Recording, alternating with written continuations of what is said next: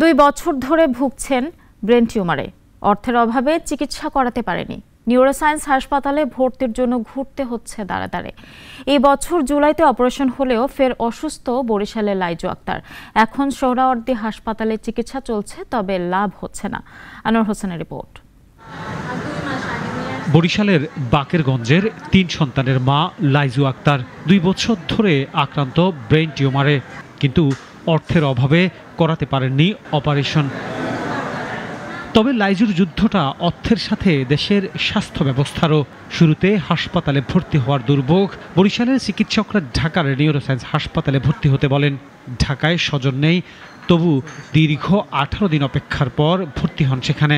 অপারেশনের পর গ্রামে ফিরলেও আবার শুরু হয় জটিলতা।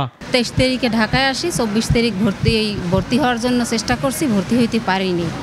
কিন্তু ভর্তি হয়েছি 18 দিন পর, 7 মাসের 11 তারিখে ভর্তি হয়েছি।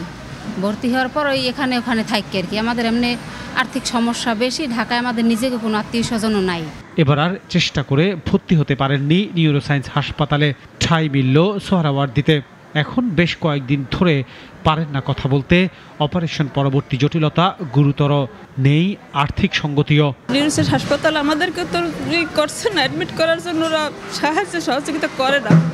ওরা সেই জন্য এখানে পাঠাইছে, এখানে পাঠাইলো কেন?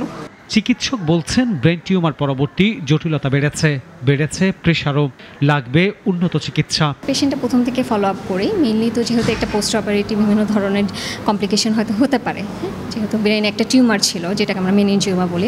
উন্নত চিকিৎসার ব্যয় ভার বহন করার সক্ষমতা নেই পরিবারের, আর নিউরোসায়েন্স হাসপাতালে ভর্তি হওয়ার উপায় খুঁজে পাচ্ছেন না লাইজুর পরিবার।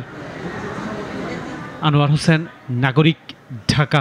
250টিরও বেশি ডিজাইন অপশন নিয়ে ওয়ালটন স্মার্ট ফ্রিজ, বোঝে আপনার প্রয়োজন।